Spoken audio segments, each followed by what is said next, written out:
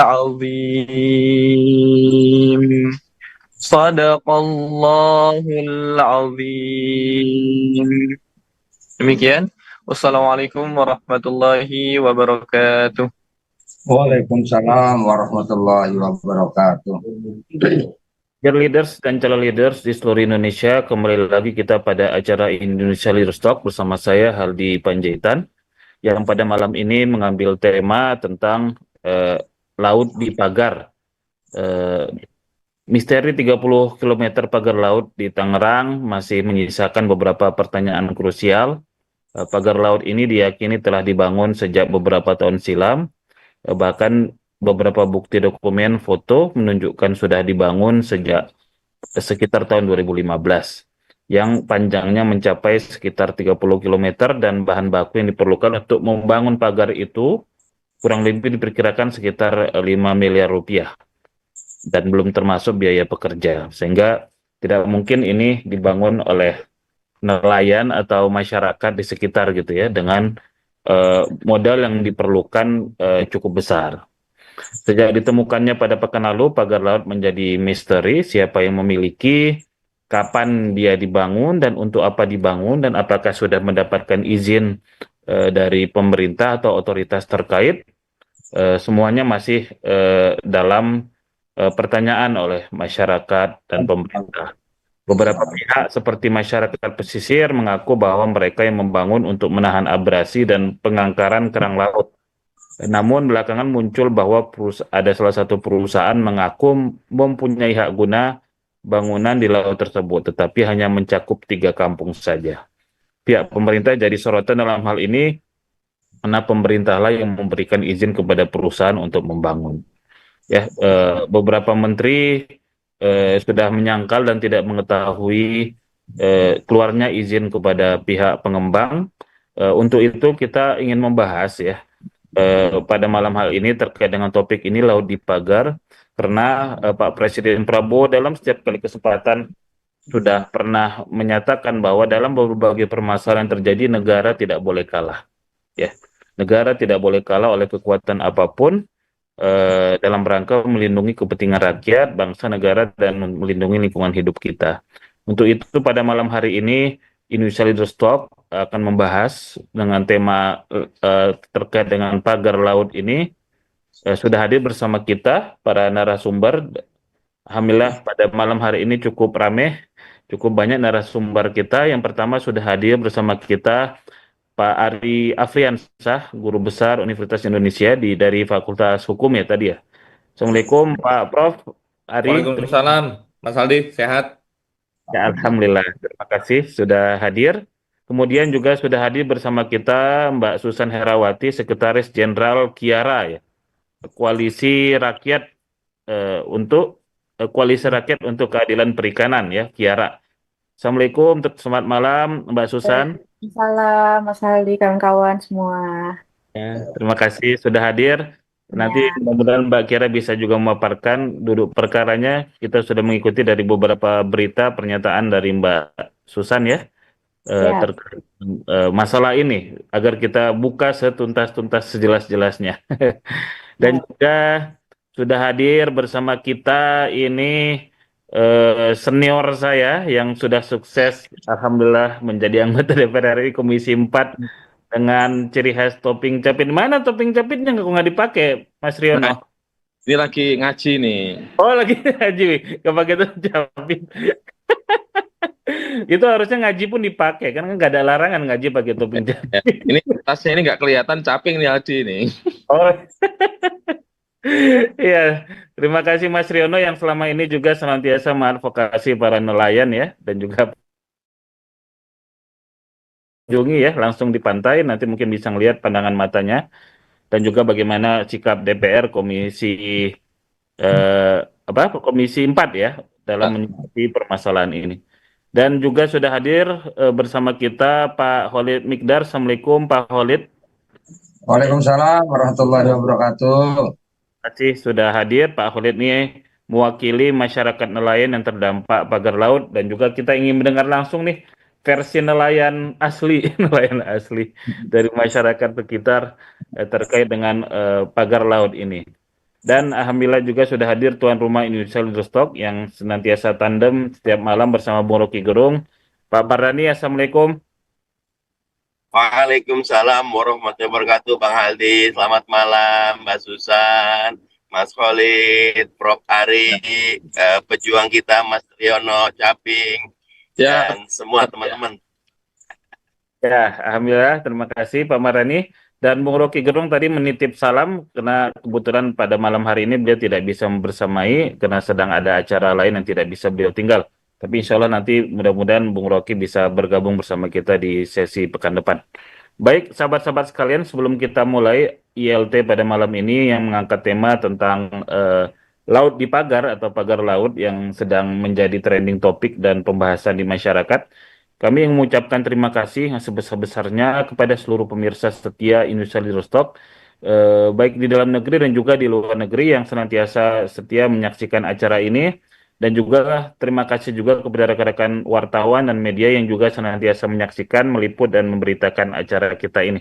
Acara Indonesia Leaderstock ini bisa disaksikan saat ini secara langsung melalui siaran live streaming channel YouTube Mardhani Alisera, kemudian PKS TV dan juga Rasil TV. Ya, dan juga bisa disaksikan melalui jaringan radio Rasil, siaran radionya di sekitar Jabodetabek dan di beberapa kota di seluruh Indonesia yang terhubung dengan jaringan radio Rasil. Ya, baik sahabat-sahabat sekalian, kita mulai tema ILT Indonesia Leaderstock kita pada malam hari ini terkait dengan laut di pagar atau pagar laut yang sedang hot topic.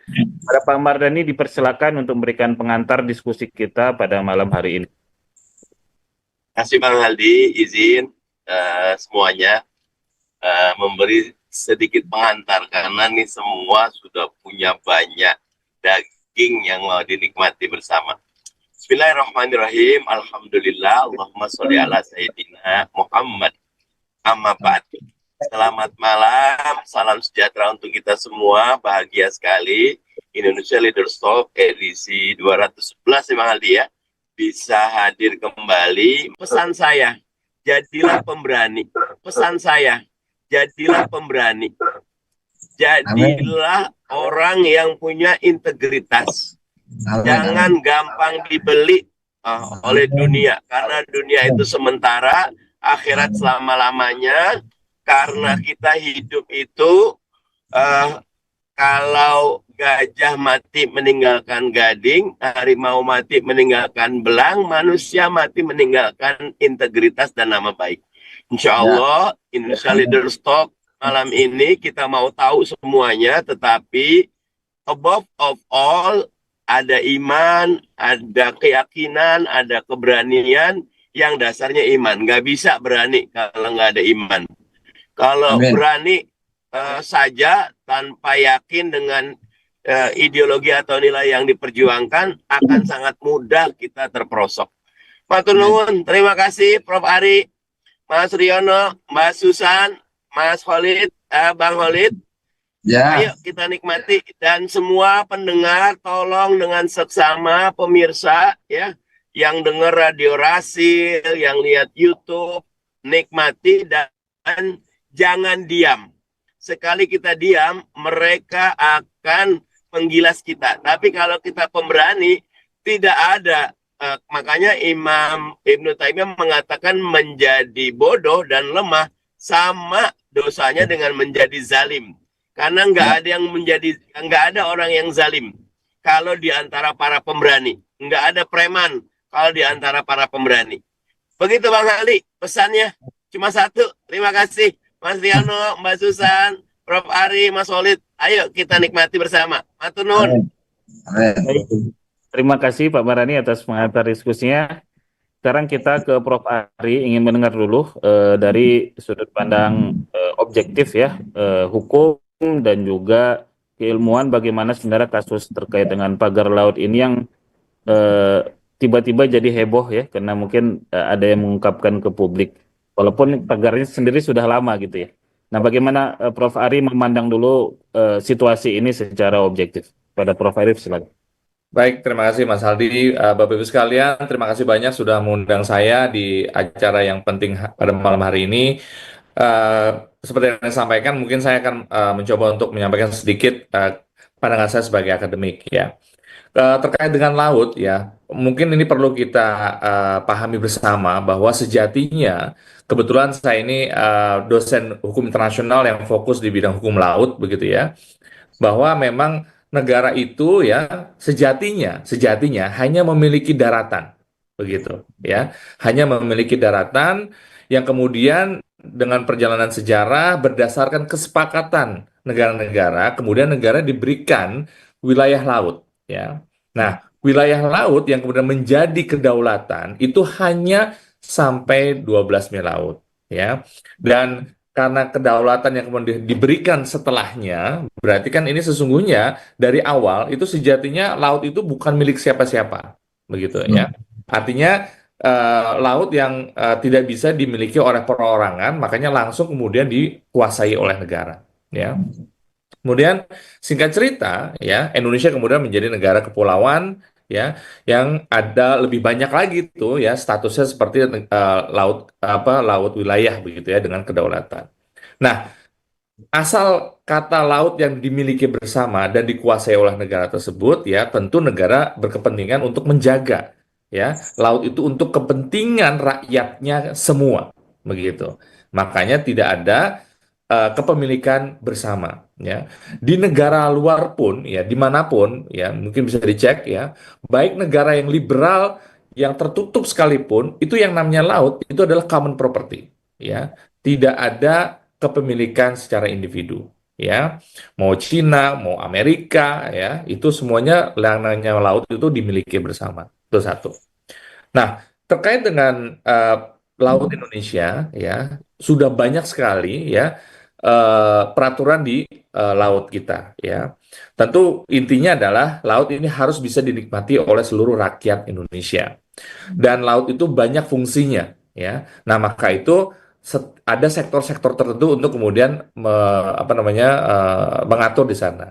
Nah, pemerintah dalam hal ini ya melalui undang-undang berbagai macam lah ya, undang-undang termasuk wilayah pesisir, pulau-pulau kecil, undang-undang kelautan dan seterusnya ya. Itu memang sudah banyak memberikan kewenangan kepada kementerian khusus kali ini, yaitu Kementerian Kelautan dan Perikanan untuk memanfaatkan sumber daya yang ada di pesisir dan kelautan ya. Nah, bukannya tidak boleh warga negara Indonesia, baik perorangan maupun badan hukum ya, untuk memanfaatkan ruang laut ya, bahkan pesisir sekalipun ya. Itu semua ada aturannya ya. Mulai dari tadi yang saya sampaikan ada undang-undang penataan ruang ya, baik peraturan menteri KP maupun peraturan bahkan menteri ATR dan BPN sekalipun begitu ya, itu semua sudah jelas aturannya ya, bahwa setiap orang ketika mau memanfaatkan ruang laut ya itu harus ada izinnya ya.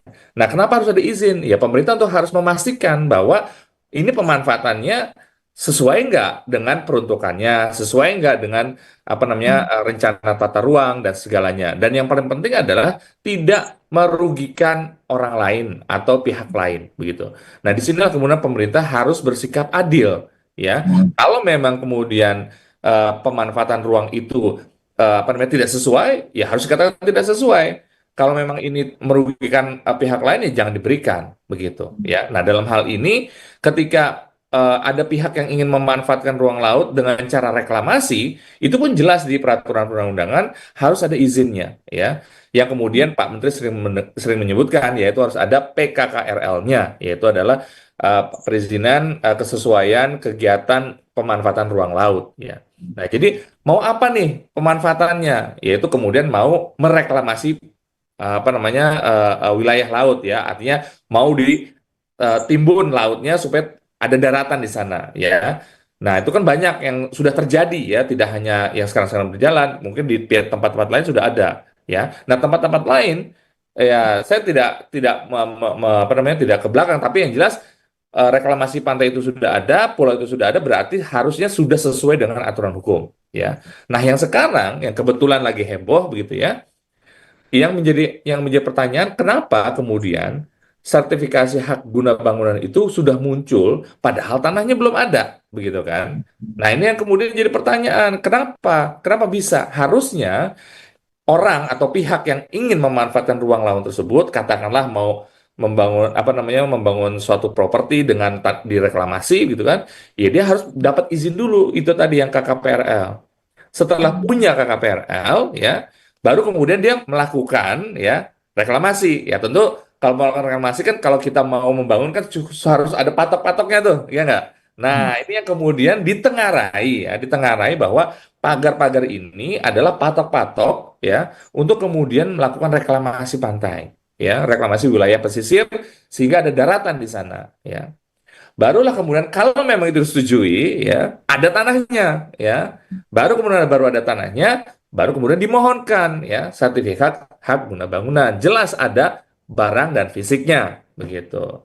Nah, sekarang tidak ada tanahnya, belum ada izinnya, sudah ada patoknya, begitu kan. Nah, berarti kan memang ya tadi seperti em, Pak Mardhani sampaikan ya, ya ini kita harus bersuara, ini ada sesuatu yang tidak benar dan pemerintah pun sudah mengakuinya bahwa ini sertifikat HGB, bahkan ada SHM di sana ya, itu tidak betul ya, cacat administratif dan materialnya sehingga sudah dicabut oleh Pak Menteri ATR dan BPN begitu.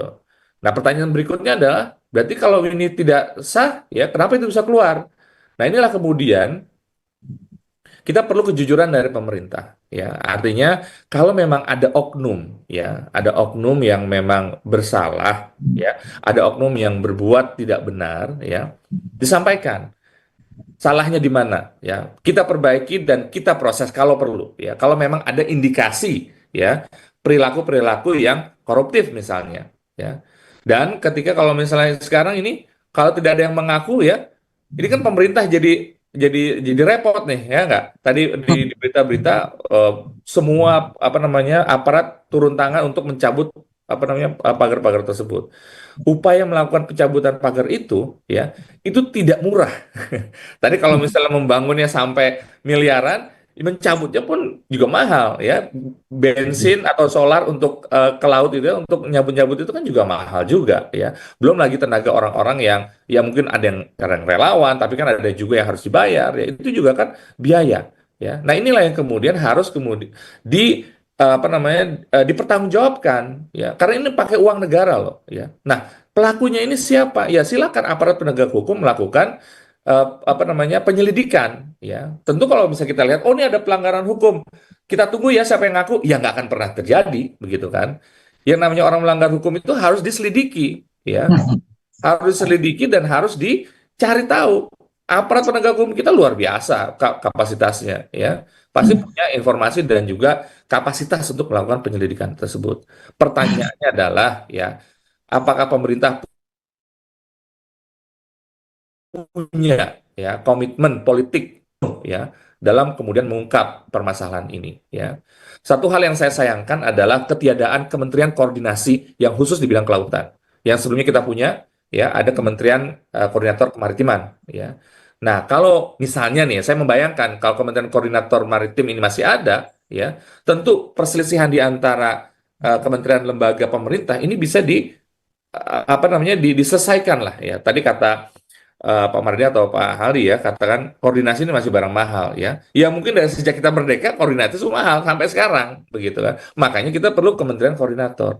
Nah, dari kemarin kan belum muncul nih Kementerian Koordinatornya yang sekarang yang membawahi bidang-bidang kelautan ya. Jadi sekali lagi em, secara objektif ya, saya sebagai akademisi mengharapkan nih ya kejujuran dari pemerintah Indonesia untuk mengungkap ya bagaimana proses sebenarnya ya, di mana salahnya, diakui saja ya. Kita juga tidak ingin kemudian terus-menerus terjebak dalam drama ini ya. Kita harus clear, kita harus move on ya. Kalau memang ada yang salah diproses ya, ada yang kurang baik diperbaiki sehingga kita semua bisa berjalan dengan baik. Dan yang paling penting adalah tidak ada pihak yang dirugikan. Terima kasih Mas Aldi. Demikian dulu. Terima kasih. Baik, terima kasih Pak Prof. Ari atas paparannya secara objektif dan ilmiah akademik ya dari sisi keilmuan. Nah, sekarang kita ingin melihat dari sudut pandang masyarakat dari Mbak Susan dulu sebagai Sekjen Kiara, bagaimana memandang permasalahan ini dari sudut pandang masyarakat pesisir dan masyarakat nelayan. Kalau masyarakat yang tinggal langsung harusnya Pak Holid. Oh, ya, ya dari Ya, segi dari Kiara lah. Silakan. ya. Ya, terima kasih. Assalamualaikum warahmatullahi wabarakatuh. Alhamdulillah terkumpul lagi kita gara-gara pagar gitu ya. Terus terang ini adalah beberapa waktu terakhir yang luar biasa menguras energi dan emosi gitu ya. Eh, Pertama ya kalau saya mau memberikan apresiasi tertinggi tentu kepada kawan-kawan yang sampai hari ini tetap bersuara dan konsisten berlawan gitu. Karena memang saya mau bilang ini pagar misterius juga bukan, karena panjangnya 30 kilo kan nggak misterius sebenarnya kan panjang banget gitu. Tapi memang ini adalah mungkin pagar ajaib gitu. Saya bicara terus sama Kiara, mungkin bisa juga sebagai nelayan gitu ya. Begini, tadi memang kalau kita bicara tentang pengelolaan ruang, memang ini kan agak sedikit apa ya? Kalau kami bukan sedikit banyak trikinya gitu. Jadi agak sedikit berbahaya gitu ya kalau ngomongin peruntukan ruang. Karena memang yang terjadi di pesisir dan pulau-pulau kecil sayangnya, kalau kita ngomong idealnya iyalah ideal ya ada PKKPRL, ada Dirjen Penataan Ruang dan lain-lain gitu. Tapi kita percaya bahwa memang seolah-olah dalam penyusunan misalkan RT/RW, RZTP 3K beberapa waktu lalu memang ada satu ya memang ketentuannya nelayan ataupun orang yang memang terdampak itu memang harus terlibat langsung. Itu idealnya gitu. Cuman permasalahannya adalah dalam perumusan kebijakan di negara ini, sayangnya negara kita itu masih abai terhadap apa yang kita sebut sebagai meaningful participation. Jadi partisipasi yang utuh dari masyarakat pesisir atau nelayan ataupun perempuan nelayan. Betul-betul nelayan dan perempuan nelayan ya, bukan yang diwakilkan atau memang representatif, misalkan perwakilan gitu. Ini benar-benar harus nelayan karena mereka yang memang harus dilibatkan dan menentukan sebenarnya peruntukan ruang gitu. Kami percaya bahwa memang KKP itu dianalogikan sebagai rumah ataupun perahu lah kita bisa bilang begitu ya, nakoda gitu ya. Menterinya adalah nakodanya. Permasalahannya adalah yang terjadi sampai detik ini dalam pengaturan ruang yang ada di pesisir dan pulau-pulau kecil itu ternyata sumbernya berasal carut marutnya ya itu berasal dari KKP itu sendiri gitu. Kenapa kami bilang seperti itu gitu? Tadi kalau disampaikan memang pagar ini cukup sudah berdiri lama gitu ya. Artinya kan mungkin memang dulu ada masyarakat yang melapor gitu ya, tapi kemudian dari hebohnya kasus ini, kalau kita runut dari garis waktu, saya ingatkan sekali lagi, September atau Agustus, PSDKP, KKP, ya PSDKP lah ya, kemudian ada Polsus, kemudian juga ada DKP, itu sebenarnya udah turun gitu, dari 2024 gitu. Sayangnya, ketika heboh, Menteri ini baru menyegelnya beberapa waktu lalu. Ketika heboh, berarti kan ada rentang waktu yang cukup panjang nih dari September sampai hebohnya kemarin nih Januari ini gitu ya. Artinya memang ada rentang waktu yang cukup panjang menunggu kita semua fokus ke sana dan memprotes diamnya KKP terhadap terbangunnya pagar ini, baru kemudian segel yang dan itu dianggap, diasumsikan sebagai bentuk marahnya seorang menteri dengan menyegel. Lalu kemana dari September sampai Januari? Itu pertanyaan pertama dan pertanyaan kunci. Perlu diingat dalam integrasi tata ruang RT/RW dan RZWP 3K, khususnya untuk daerah yang kemudian hari ini berkonflik ya Banten, Tangerang gitu ya. Ternyata memang itu sudah disetting sebenarnya di dalam integrasi tata ruang itu gitu. Karena ada garis pantai yang direncanakan dan kita tahu kalau yang namanya di garis pantai yang direncanakan itu artinya ujung-ujungnya reklamasi. Artinya negara sudah menyiapkan dari 2022 ketika ada mandat dari seolah-olah mandat Undang-Undang CK untuk integrasi tata ruang didoronglah di 2002 itu untuk memasukkan garis pantai terencana ini gitu yaitu reklamasi gitu. Menariknya 2023 integrasi tata ruang disahkan, di 2023 Septembernya, itu Maret ya disahkannya. Septembernya itu baru keluar HGB-nya. Timeline-nya pas, nggak bisa dipungkiri. Ini timeline-nya sangat pas, garis waktunya itu pas, artinya memang sudah disiapkan. Lalu bagaimana kita bisa menyerahkan pengelolaan ruang kepada KKP kalau memang mekanismenya seperti ini? Itu pertanyaan kuncinya. Kasus yang terjadi hari ini, carut-marut yang dilakukan oleh para pemangku kebijakan bukan hanya terjadi di Tangerang. Saya ingatkan sekali lagi, saya ini buzzer juga sebenarnya, buzzernya nelayan gitu. Jadi banyak nelayan yang menitipkan kasus ke saya. Contohnya di Manado ya, ada PT TJ Silvanus yang telah memiliki KKPRL seluas 19 hektar untuk rencana reklamasi tahap 2. Sama kasusnya dengan Tangerang. Menariknya adalah keluar lagi nih 90 hektar di Manado Utara. 90 hektar. Bayangkan. 30 kilo saja itu sudah membuat satu Indonesia ribut. Harusnya 90 hektar itu bisa menurunkan semua rakyat Indonesia untuk melawan si pelaku yang mengeluarkan KKPRL, PKKPRL ini. Kenapa kami bilang seperti itu? Gimana kita mau bisa bersikap waras di tengah kebijakan yang seperti ini gitu? Ini adalah garis kecil sebenarnya. Ini adalah apa ya? Contoh kecil di tengah carut-marut pengelolaan ruang dan sumbernya kita tahu ada di siapa. Sayangnya hari ini yang kita lihat adalah silahkan kawan-kawan cek denda yang kemudian akan dibebankan kepada si perusahaan itu kurang dari 20 juta, 18 juta per kilometer. Betul Pak? Koreksi kalau saya salah. Bambu aja itu biayanya bisa dihitung Pak Holil Pak Holil yang tahu itu harga bambu. Kalau di total itu kurang dari 600 juta tuh perusahaan akan bayar kerugian ke negara lewat mekanisme administratif di bawah Undang-Undang CK. Artinya kita bukan cuman obral tapi diskon gitu, diskon besar-besaran kepada para pelaku perusak lingkungan. Mohon maaf saya kalau memang emosi, karena saya emosi. Ini diskon luar biasa yang dilakukan oleh negara dan kekeh lagi mau dorongnya administratif. Coba bayangin. Nelayan harusnya marah, gitu. Kecewa lah. Obral ini namanya. Obral murah sebenarnya gitu. Dan kita dipertontonkan pada satu situasi di mana pemangku kebijakan di tingkat nasional pun ternyata tidak tahu sama tahu gitu. Yang satu bilang nggak tahu ada HGB gitu. Yang satu bilang oh ya PKKPRL-nya nggak ada.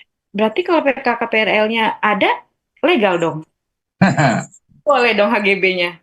Ya. Bagaimana kerangka berpikirnya coba negara ini gitu. Dan kita mempertahankan orang-orang yang menurut kami ini nggak bisa memegang mandat dari nelayan karena orientasinya adalah business as usual. Itu. Lalu apa yang sebenarnya menjadi permasalahan adalah bagi nelayan, saya selalu ingatkan, tidak ada satupun nelayan yang mau lautnya direklamasi. Itu tidak ada satupun nelayan. Kalau kemudian reklamasi itu dianggap suatu hal yang memang ya boleh, ini kita harus lihat dulu gitu. Bolehnya dalam kerangka apa nih gitu? Apakah memang ini menjawab permasalahan yang memang dibutuhkan oleh nelayan gitu ya, apa yang dihadapi oleh nelayan, ataukah ini hanya sebagai tadi dia untuk memperkaya segelintir orang gitu. Lalu siapa yang dimiskinkan? Nelayan.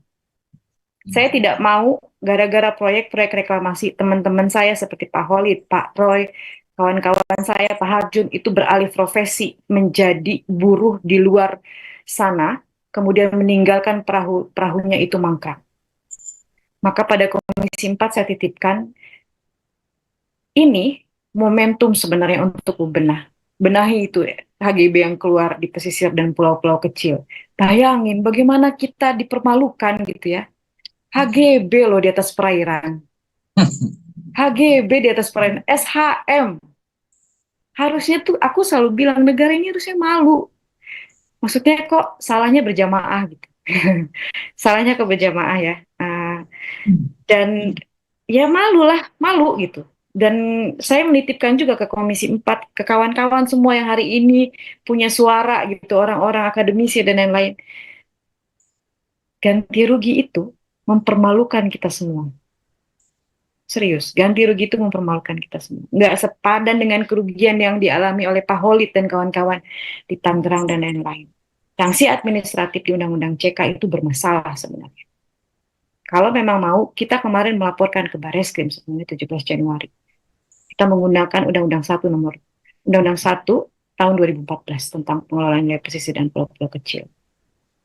Karena kami tahu, kami nggak mau pakai Undang-Undang CK. Karena disitulah semua masalah integrasi tata ruang berasal dan disitulah celah para investor masuk untuk meminta jatah ruang di pesisir dan pulau-pulau kecil. Tolong jujur soal itu. Kita nggak boleh naif menganggap bahwa instansi negara itu adalah perpanjangan tangan rakyat. Rakyat mana yang mereka mau bawa aspirasinya. Kami datang ke depan kantornya aja diterima juga enggak. Menterinya aja pergi keluar gitu. Memang saya masuk ke dalam ruang rapatnya gitu. Nelayan nangis kok di kantornya itu. Masih ada videonya saya kalau mau. Itu hanya segelintir kasus dan jangan naif menganggap bahwa itu adalah perpanjangan kita semua. Nggak ada itu, nonsen. Saya bertahun-tahun menjadi saksi kawan-kawan saya itu menangis di depan beko, di depan tanah-tanah yang diuruk gitu ya. Nggak ada nelayan yang sejahtera dari reklamasi. Coba kasih unjuk sini. Nelayan mana yang kaya lewat reklamasi kecuali kepala desa ya mungkin ya, ataupun bawahannya gitu. Nggak ada nelayan yang sejahtera lewat reklamasi. Nggak ada namanya nelayan itu sejahtera karena nambang, karena mereklamasi lautnya ataupun merusak lautnya. Tolong jujur dari hati kita semua. Reklamasi atau penimbunan pantai itu dua prinsipnya. Satu, menguruk. Yang kedua adalah menimbun. Mengeruk dan penimbun. Itu dua. Yang satu dirusak gitu ya, diambil pasirnya kemudian ditimbun jadi daratan baru. Kerusakannya berganda gitu. Mana kita mau lihat ini sebagai suatu upaya untuk kemaslahatan umat gitu. Bagaimana gitu? Masa kita tega melihat Pak Holid sandar perahunya terus gitu. Kita nggak bisa biarin ini gitu. Jadi saya titipkan kepada kawan-kawan, seharusnya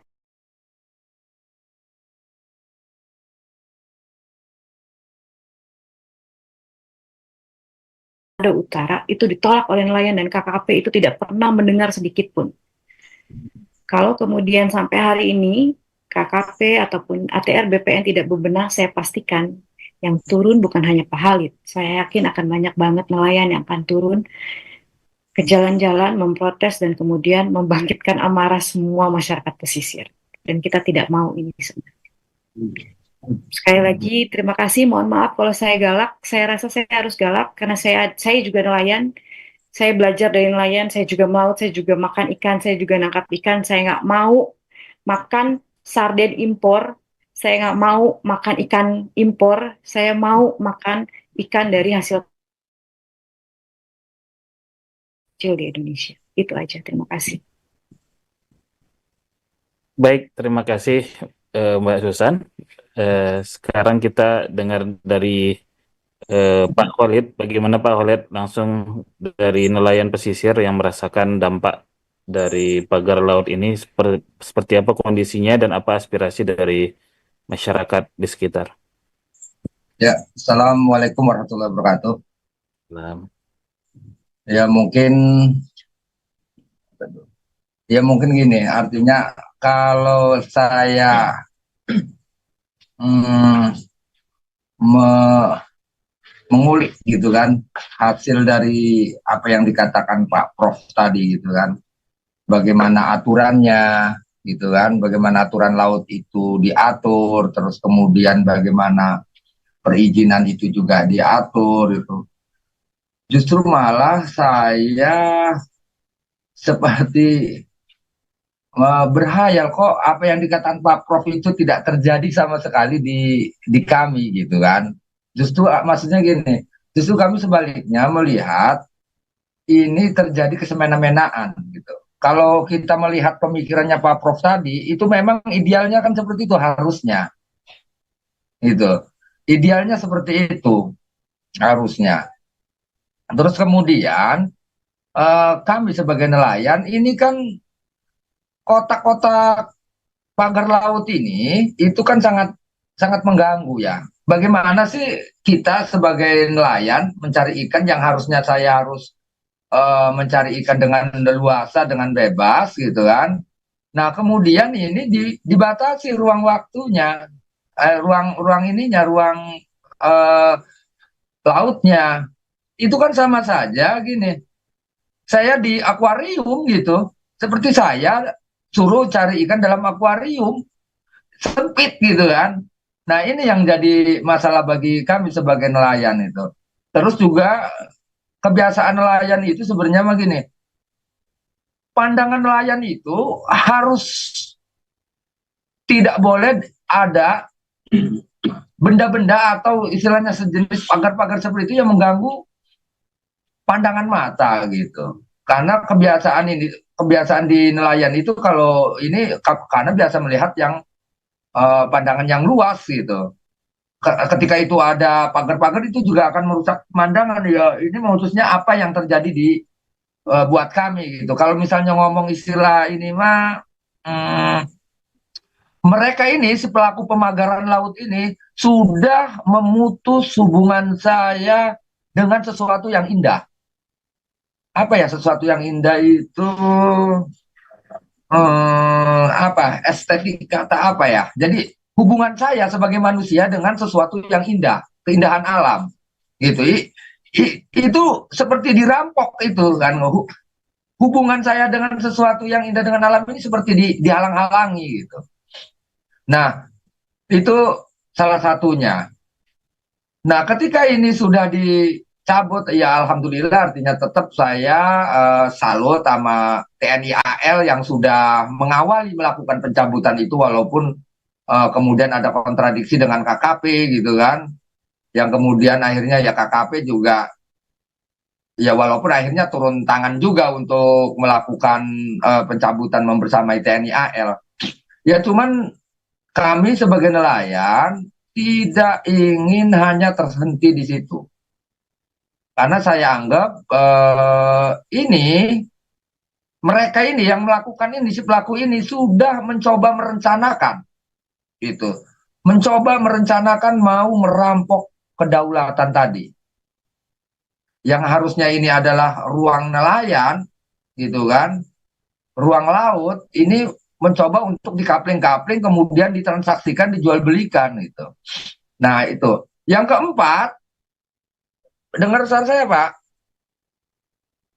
ya, yang keempat nah ketika tadi saya dapat berita bahwa HGB dan SHM yang digegerkan kemarin-kemarin ini udah dibatalkan kan, udah dibatalkan. Cuman yang namanya dibatalkan itu ya harus tertulis, bukan hanya ucapan gitu. Saya sebagai masyarakat agar supaya terang benderang gitu. Pembatalan terkait tentang legalitas HGB dan SHM itu harus tertulis karena ini kan menyangkut pelayanan publik gitu kan.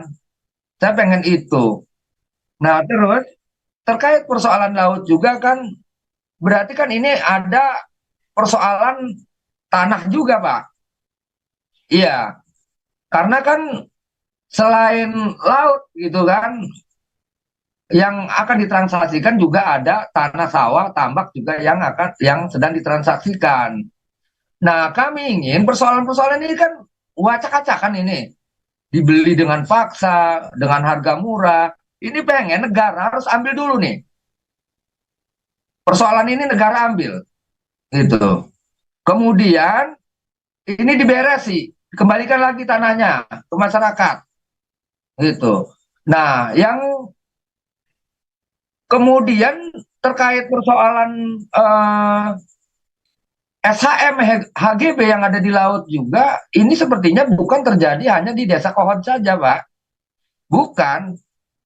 Ini terjadi hampir di setiap bantaran bibir pantai sepanjang Tangerang, Kabupaten Tangerang, bahkan sampai Kabupaten Serang. Ini ada, Pak. Cuman bedanya kalau di Kabupaten Serang itu cuman belum dikapling-kapling doang dengan bambu. Kalau di Tangerang kan sudah dikapling-kapling dengan bambu.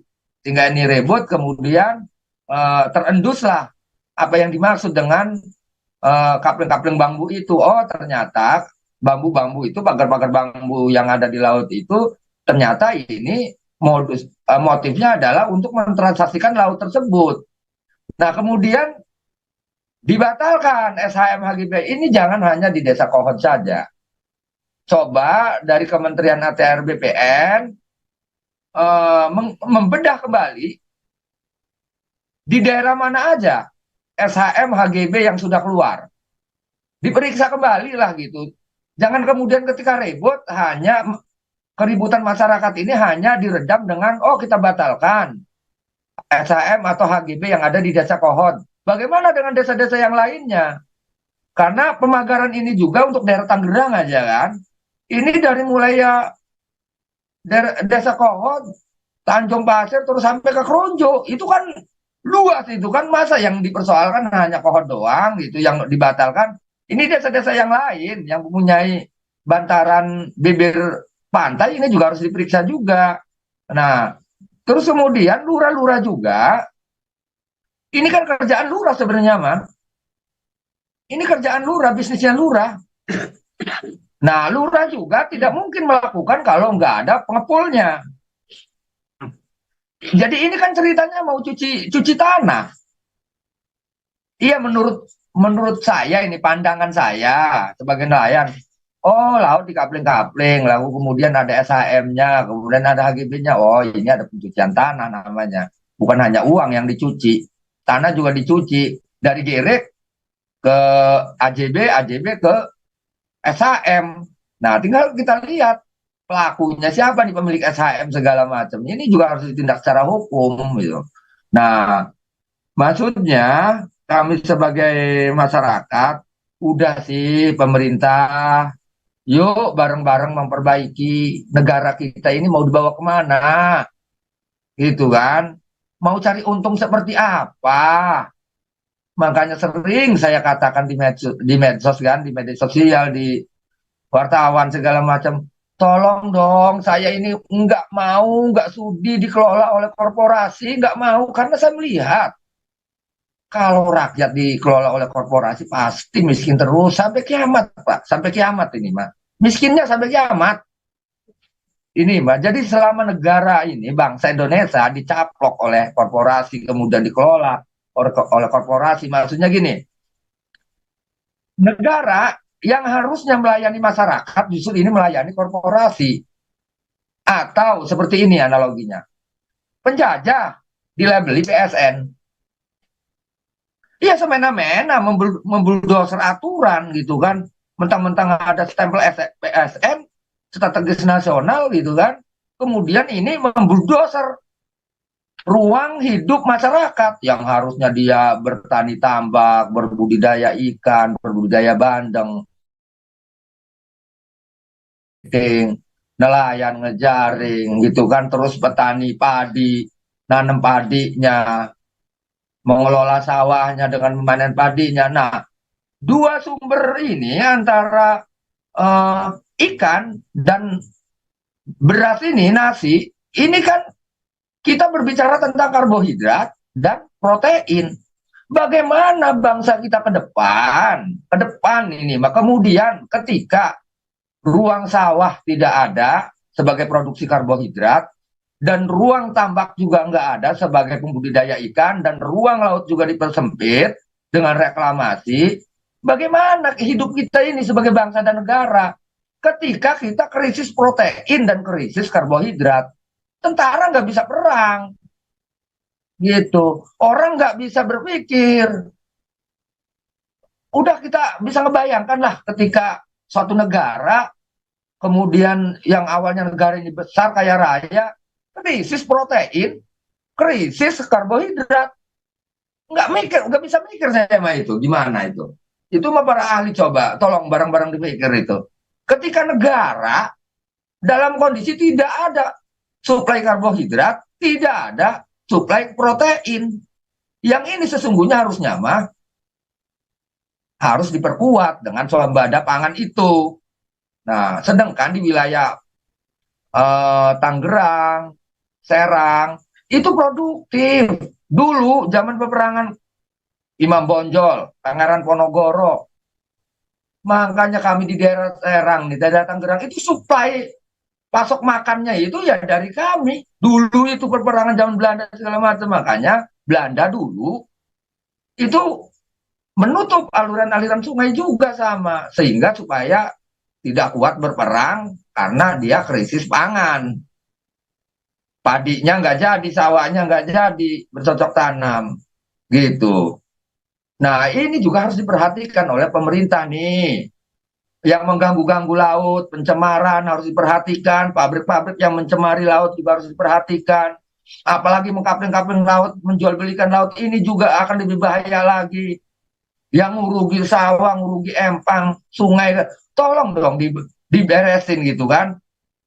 Ini yang jadi masalah gitu. Makanya lagi-lagi saya memohon kepada Presiden sebagai petinggi negara ini, udah mau kapan lagi Pak? Ayo diberesin, rakyat bersama Bapak Prabowo, ayo gitu.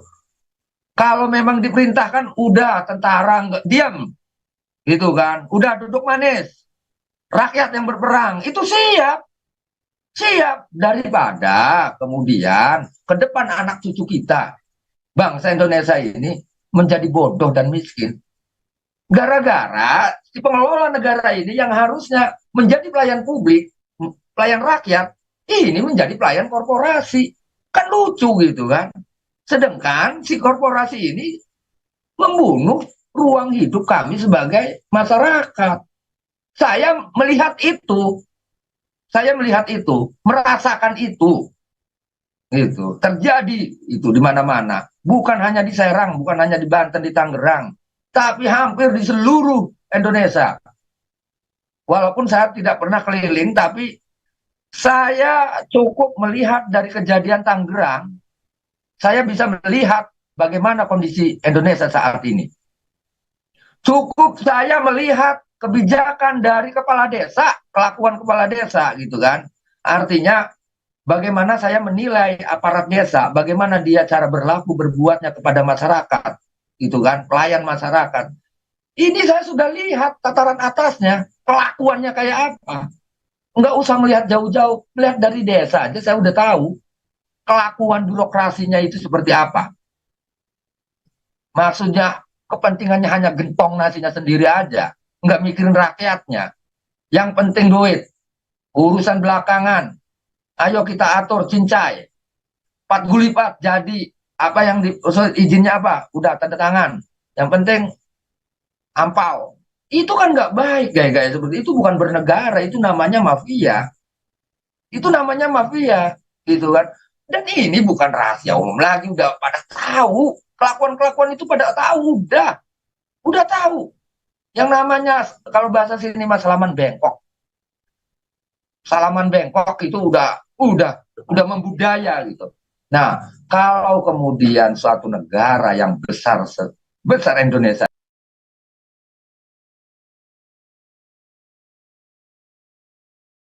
punya ide cincai, gitu kan? Ini mau bagaimana? Dan ini juga sepertinya karakter ini juga ternyata tertular di desa-desa, di kampung-kampung. Akhirnya kayak macam kita lari ke politiknya gitu kan. Akhirnya ketika kita dihadapkan dengan wilayah politis, ada satu bangsa binatang banyak duit, ada satu bangsa manusia nggak punya duit, yang menang bangsa binatang, gitu. Nah ini kan bahaya. Nah kemudian ternyata si rakyat ini yang dilihat tuh amplop terus. Kenapa? Karena si rakyat dicitak untuk miskin. Siapa yang mencitak untuk miskin itu? Korporasi. Ya kan? Nah, kemudian korporasi memodali juga mendanai calon-calon dewan, sebuah gubernur, bupati, masuk dananya ke situ. Setelah jadi, bagi ini dong, bagi itu dong, tolong dong rubah tata ruang. Yang tadinya pertanian, nelayan jadi industri. Terus kemudian dinas PU-nya, tata ruangnya disogok lagi, tolong dibantu itu. Biar saya bisa bikin pabrik ini, bikin itu. Kan namanya ngaco kalau begitu. Yang korban petani lagi. Yang korban nelayan lagi. Kalau korbannya petani nelayan, pedagang kelapa enggak laku, pedagang cabai enggak laku. Iya kan? Pak Khalid, Pedagang. izin apa nanti kita lanjutkan lagi diskusinya. Boleh, boleh, boleh. Oke, terima kasih Pak Khalid. Boleh.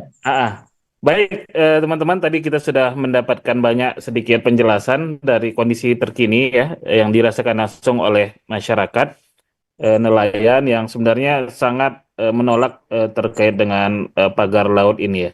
Nah, sekarang kita beralih ke wakil rakyat yang mungkin sudah mendengar tadi dari pandangan akademisi, pandangan masyarakat dari LSM dan juga dari masyarakat nelayan langsung bagaimana Mas Triono pembahasan di DPR Komisi 4 terkait dengan masalah ini dan juga rencana advokasi oleh DPR dan juga oleh pemerintah ke depannya. Ya. Baik, Assalamualaikum warahmatullahi wabarakatuh. Waalaikumsalam warahmatullahi wabarakatuh. Pak Dewan, Siap, hidup nelayan, Bang Khalid. hidup. Merdeka. Merdeka. Pak Dewan, bareng-bareng. mantap Pak Dewan. Dr. Mardhani yang saya hormati, saya banggakan, luar biasa ini. ILT Pak Mardhani. 213, mantap. Siap Mas Khalid. Ya, salam Pak Lantur. Pejuang kita itu. Mbak Susan, Sekjen Kiara, ketemu lagi Mbak kemarin, ya beberapa hari yang lalu ketemu di Metro. Kemudian ada Prof. Ari, ya. Prof. Ari, akademisi kita. Pertama saya mengucapkan terima kasih Pak Dr. Mardhani atas undangannya yang istimewa malam hari ini. Izin tadi sudah saya simak semuanya dari pembukaan Pak Mardhani, kemudian paparan Prof. Ari, Mbak Susan, kemudian juga Pak Khalid. Senang ketemu Pak Khalid nih, ketemunya kemarin di TV aja ini, ketemu Pak Khalid ini. Alhamdulillah. Insyaallah takdirullah ketemu ntar. Amin, amin. Nah, Mantap. pertama, ya ini mungkin bagian dari apa ya, bagian dari skenario Allah, skenario Tuhan untuk kemudian kita berpikir keras bagaimana laut ini menjadi salah satu tulang punggung ekonomi nasional kita. Yang di sana ada nelayan, masyarakat pesisir, pembudidaya, ya petambak, ya kawan-kawan kita nelayan tradisional, teman-teman yang ya bekerja harian di wilayah pesisir. Ini adalah hampir 50% masyarakat kategori miskin kita itu ada di wilayah pesisir, ya. Dan ini menjadi momentum yang bagus ya untuk kemudian kita berbenah bersama, terutama tentang laut gitu. Ya saya sebenarnya senang ya kita ngakui bahwa kalimat jangan memunggungi laut yang kemudian populer oleh Presiden Jokowi itu ada harapan sebenarnya. Di awal-awal itu kita senang. Poros Maritim Dunia itu juga senang karena mengembalikan cara pandang Indonesia itu ada keseimbangan antara maritim dengan agraris. Hanya ternyata kesedihan itu muncul pada saat yang tepat saat ini dengan adanya kasus pagar laut ya. Jadi kisahnya pagar laut ini rame pertama kali di grup Komisi 4 ya, kawan-kawan di Komisi 4 itu di grup WA. Jadi grup WA itu muncul tiba-tiba ada gambar pagar laut di Bekasi sepanjang 30,16 kilo. Nah, kemudian pada nanya, ini di mana? Ini punya siapa gitu. Nah, itu hari Rabu tanggal 8 Januari karena Selasa saya di DPP, kemudian Rabu saya mau ada janji sama orang. Begitu saya lihat pagar laut itu, saya cek ke kawan-kawan di lapangan, perjalanan kalau ke Tangerang berapa, ternyata hanya 1,5 jam.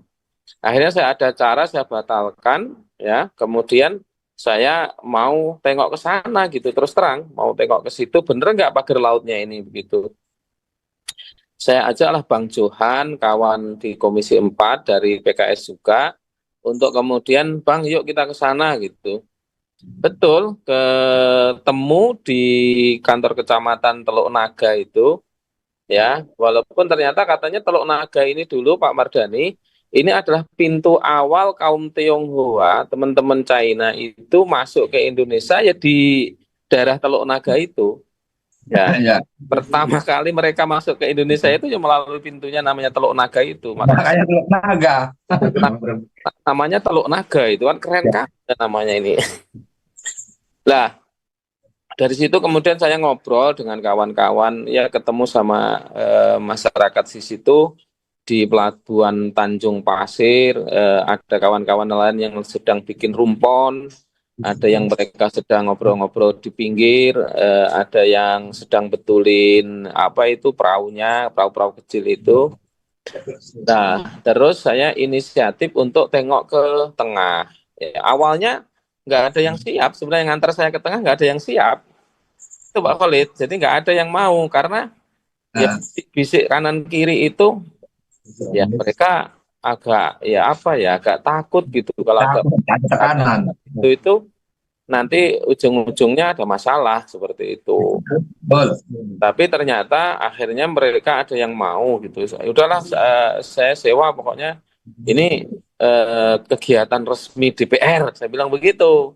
Nah, Dan akhirnya kita ke tengah, saya tengok-tengok ke sana, kemudian saya cek ya pagar lautnya itu, saya lihat, saya teliti karena memang kalau ngikuti apa mekanisme dan pemanfaatan tata ruang laut itu konstruksinya adalah masuk konstruksi lunak untuk persiapan menuju konstruksi keras ya, dan bambu itu memang bisa bertahan. Kalau bambu di laut itu kurang lebih seperti yang saya tahu itu mungkin kurang lebih sekitar 1 tahun ya, 1 tahun itu bambu masih bisa bertahan, dan ternyata dalamnya juga itu panjang bambunya itu satu satu bambu utuh itu ya. ya, Saya kira kalau satu bambu utuh itu ya kisaran mungkin 6 sampai 8 meter lah ya. 6 sampai 8 meter, kemudian sisa atasnya itu di pagar itu kurang lebih 1 meteran, ke bawah di kolom air itu kurang lebih mungkin ya mungkin 4 ya, 4 atau 5. Kemudian yang tertancap itu bisa jadi 1 meter gitu. Nah, saya ngobrol sama teman-teman di situ memang itu sudah sejak tahun 2024 ya. Sehingga kalau sekarang ada yang mengatakan itu sejak tahun 2014, 15, saya masih sanksi sebenarnya. Ya, ya, kalau ada yang ngaku-ngaku itu sebenarnya malah saya ini bagian dari menurut saya nggak logis gitu ya. Dan 8 itu kita ke situ tanggal 9 KKP tanggal 8 malam itu viral, tanggal 9 KKP kemudian menyegel, ya mulai dari situlah dalam tanda petik kegaduhan itu muncul. Ya, nggak tahu lah kemudian apa kita mau cek ke lapangan atau mau macam-macam lah seperti itu. Sehingga rame saya Bang Johan di media beberapa kali di TV dan lain sebagainya lah. Nah, intinya dalam konteks saya sebagai anggota Komisi 4, pertama jiwa aktivis saya untuk kawan-kawan nelayan itu nggak akan padam begitu walaupun saya di DPR. Saya masih ketua Aliansi Nelayan Indonesia. Ya, amin. Khalid juga tahu ya waktu zaman atau yang lalu itu kemudian saya tidak berpikir ini akan menjadi viral, enggak, karena pikiran saya pokoknya itu pasti mengganggu teman-teman nelayan. Mikir saya pada waktu itu hanya itu, gimana Iya. caranya ini bisa selesai, waktu itu begitu.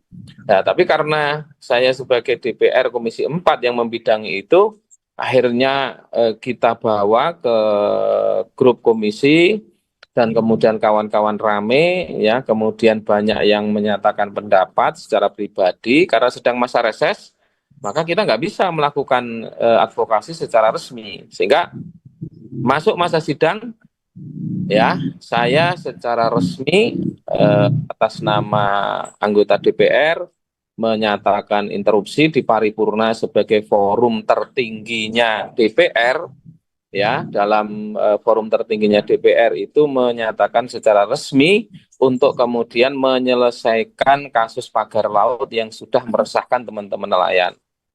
Amin. Jadi dari situlah Ketua DPR, Ketua Komisi 4, kawan-kawan akhirnya menyatakan sikap bahwa ini harus diselesaikan.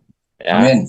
Amin. Dan hari Rebunya ya, teman-teman TNI atas perintah Presiden ya sudah melakukan pembongkaran, kemudian KKP juga sudah melakukan pembongkaran, terus dilanjutkan kami melakukan kunjungan secara resmi atas nama Komisi 4 ya untuk mengadvokasi ke lapangan pembongkaran, dan kemudian juga hari Kamis yang kemarin ini baru kemarin kita rapat sama Menteri Kelautan Perikanan yang pada prinsipnya memang ada 5 rekomendasi. Ini nanti kita kawal bersama-sama, Mbak Susan, Mas Wahid, ya, Prof. Ari, ya. Pertama, kita Komisi 4 meminta kepada KKP untuk menuntaskan dan menyelesaikan ya kasus pagar laut itu dalam konteks pelanggaran pemanfaatan tata ruang wilayah laut yang itu merugikan bangsa dan negara, khususnya kawan-kawan nelayan. Amin. Ya, jadi ya agak susah kita kalau bicaranya, memang rujukan kita terakhir ini jebolnya kita itu karena memang tadi yang dikatakan oleh Mbak Susan, ya kita ada mekanisme peraturan perundang-undangan, kita punya Undang-Undang 7, kita punya Undang-Undang 27 tentang pulau-pulau kecil, kita punya Undang-Undang 32 tentang kelautan, kita punya punya PP 28 turunan Undang-Undang 6 tentang Cipta Kerja, yang akhirnya pahit getir kita harus terima bahwa saat ini yang bisa dilakukan oleh teman-teman KKP secara administratif, satu, menyatakan bahwa pemagaran laut di Tangerang itu adalah ilegal. Ilegal, dan kemudian saat ini sudah dibongkar ya, dan targetnya adalah itu dibongkar bersih semuanya sehingga tidak ada aktivitas apapun atas nama siapapun ya, bahwa negara hadir di situ untuk ya mendahulukan kepentingan rakyat, mendahulukan kepentingan nelayan di atas kepentingan siapapun. Amin. Kemudian yang kedua, kita meminta kepada KKP untuk berkoordinasi dengan pihak-pihak terkait, menyelesaikan ya berkaitan dengan masalah tumpang tindihnya ya pemanfaatan ruang laut itu, sehingga mengakibatkan kerugian yang lebih besar. Apa kerugian yang lebih besar? Ternyata laut kemudian keluarlah sertifikat. Laut kemudian dimiliki oleh perseorangan. Ya, rujukannya ya mungkin karena saya juga bukan ahli hukum, tetapi yang paling sederhana di keputusan MK 003/2010 itu rezim pengelolaan wilayah laut itu dari rezim kepemilikan ke rezim perizinan. Jadi ya UUD kita pasal 33 ya, segala sumber daya alam yang dimiliki negara itu digunakan sebesar-besar untuk kemakmuran rakyat. Ya, jadi memang nggak boleh, walaupun ada yang berpendapat ya boleh saja selama kemudian memenuhi izin dan ketentuan yang ada. Tetapi bagi saya ya bahwa kepentingan kawan-kawan nelayan, kepentingan masyarakat luas itu di atas kepentingan korporasi, di atas kepentingan siapapun. Ya. Pak, Yang ketiga, rekomendasi Komisi 4 adalah carut marutnya pengelolaan lingkungan wilayah laut memang itu karena tumpang tindihnya, dan ya kalau kita mengatakan mungkin ya lemahnya pengelolaan lingkungan laut yang ya memang sangat terbatas sekali seperti itu. Terbatasnya apa? Ya terbatasnya kita ini sejujur-jujurnya saya belum begitu serius ngurusi laut gitu. Sehingga nelayan kita itu ya nasibnya ya kayak begitu saja. Makanya bagi saya nelayan sejahtera itu kuncinya satu. Nelayan sejahtera itu adalah anak-anaknya harus kuliah sampai perguruan tinggi. Itu pesan saya di mana-mana dari dulu, cita-cita saya itu. ya, Sehingga nanti Pak Khalid dan kawan-kawan ini ada program barangkali nanti yang bisa coba kita manfaatkan untuk kuliah anak-anak. Nanti japri aja ya setelah program ini nanti kita jalan.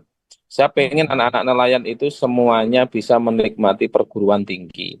Ya. amin, amin, alhamdulillah. Terakhir nanti kami di Komisi 4 akan tetap mengawal, ya akan tetap memonitor, dan sudah ada kesepakatan nanti KKP akan kita akan undang lagi, ya nanti kawan-kawan nelayan-nelayan juga bisa hadir di balkon seperti kemarin, ya disiarkan secara live juga. Ternyata kita nggak tahu juga itu ternyata semua TV menayangkan secara live, ya apa yang disampaikan oleh DPR, apa yang ditanggapi oleh menteri.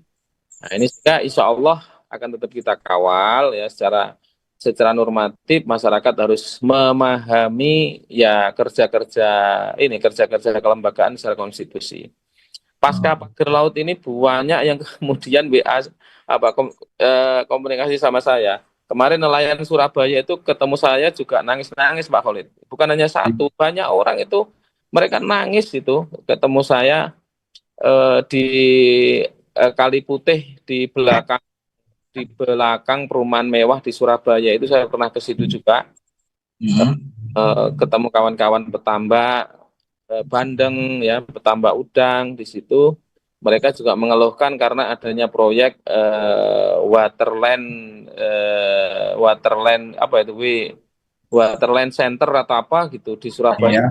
Sama mau di coupling juga gitu. Saya bilang nggak boleh ini saya bilang saya akan bantu kawan-kawan semuanya di situ. Ada itu HNSI, kemudian ada LKM, ada KUB yang kemarin ketemu dengan saya dan sudah saya sampaikan langsung ke Menteri KKP pada waktu raker kemarin. Jadi insya Allah jangan sanksi gitu kawan-kawan. Amin. Kita akan kawal ya, dan mudah-mudahan kita nanti akan ketemu gitu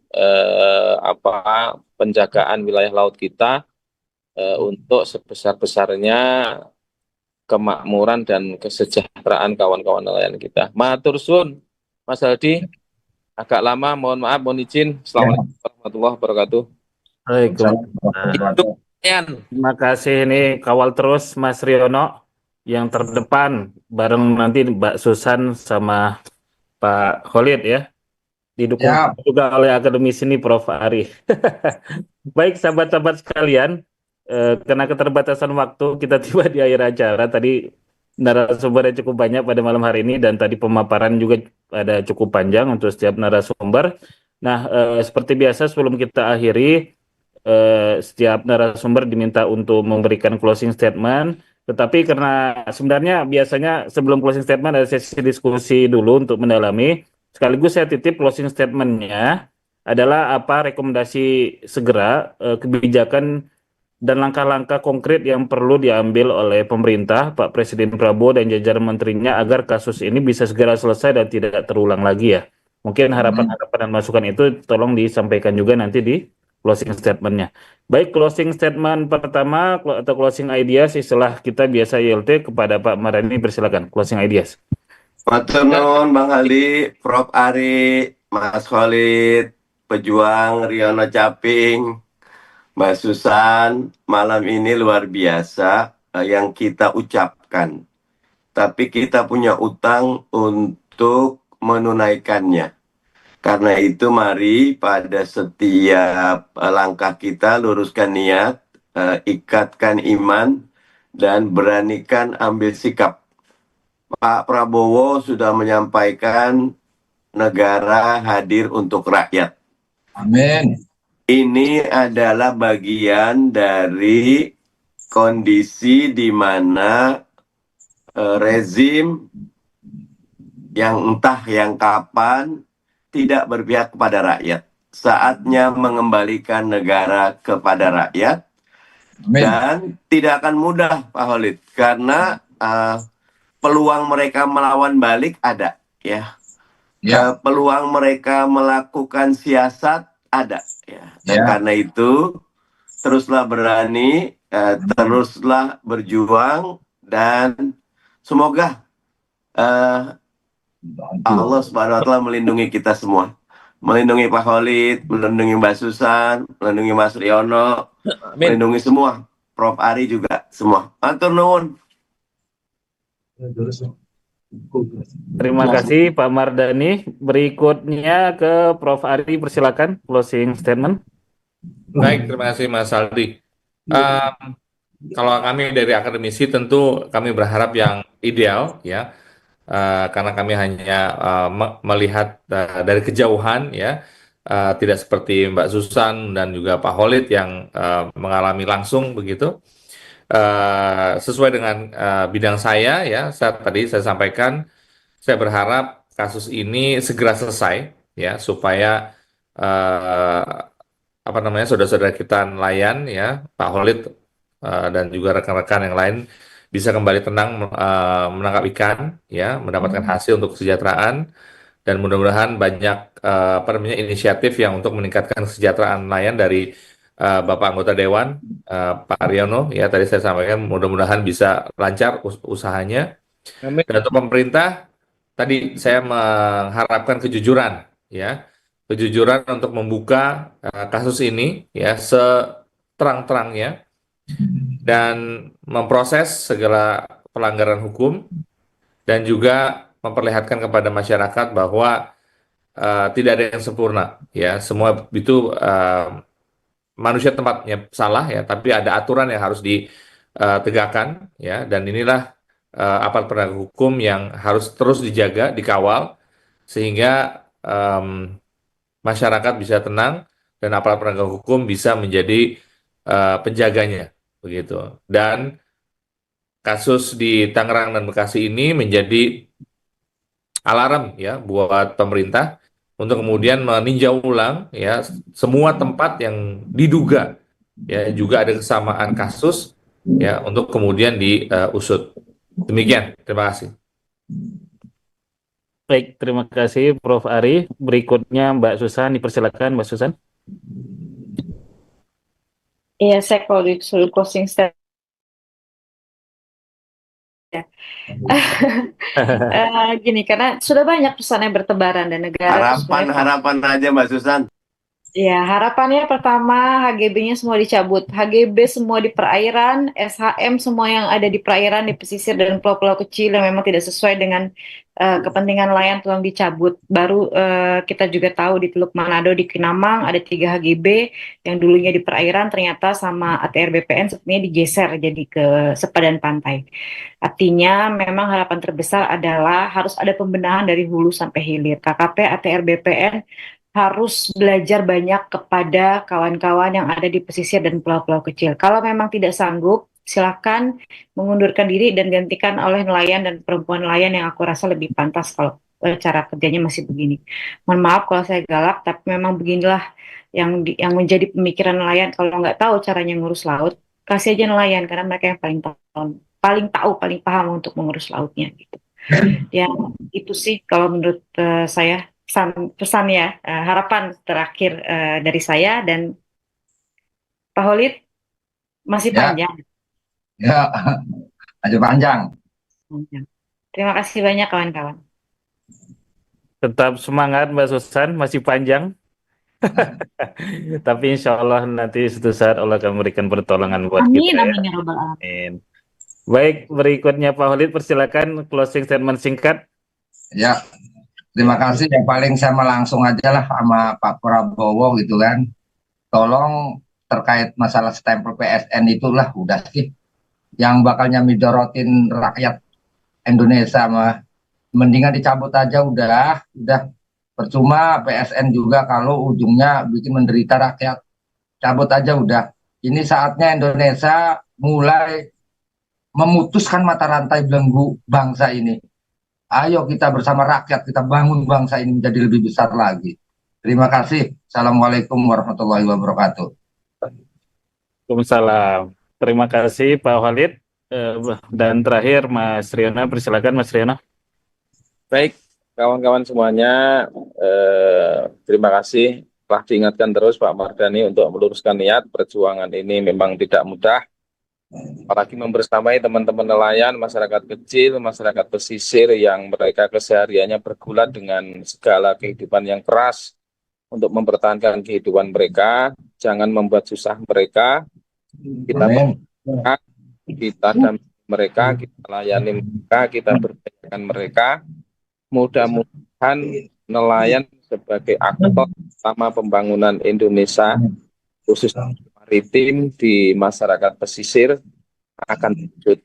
Doakan kawan-kawan di Komisi 4 akan kawal terus Amin. di raker berikutnya. Nanti akan kita pantau 20 hari ke depan. Mudah-mudahan ada perkembangan yang menggembirakan. Matur suwun. Assalamualaikum warahmatullahi wabarakatuh. Waalaikumsalam warahmatullahi wabarakatuh. Terima kasih Mas Riono dan sahabat-sahabat sekalian. Pembahasan kita malam ini bukan akhir dari perjuangan, justru ini jadi pemantik awal. Tadi Mbak Susana bilang ini perjuangan masih panjang. Para pihak yang di sini insya Allah akan terus mengawal dengan posisi dan perannya masing-masing. Kita harapkan Pak Prabowo dan jajaran menterinya berpihak sepenuhnya ke rakyat dan kepentingan bangsa dan negara, bukan kepentingan segelintir pihak, korporasi, atau kepentingan bisnis semata. Ya, dan Pak Prabowo selalu meningkatkan negara tidak boleh kalah, negara harus berpihak kepada rakyat, dan saatnya Pak Prabowo saat ini berada yang paling depan untuk memperjuangkan kepentingan rakyat dan melindungi lingkungan tanah air, bangsa dan negara kita. Baik, terima kasih pada semua pemirsa setia dan para narasumber untuk ILT malam ini dengan tema Laut di Pagar atau Pagar Laut yang sedang berkembang. Kita nantikan para pengambil kebijakan pemerintah dan semua pihak terkait bisa menindaklanjuti semua masukan, harapan, rekomendasi yang dihasilkan dari ILT pada malam hari ini. Terima kasih, sampai ketemu pada acara Indonesia Leader Talk pekan depan pada waktu dan channel yang sama. Assalamualaikum warahmatullahi wabarakatuh. Waalaikumsalam warahmatullahi wabarakatuh. Terima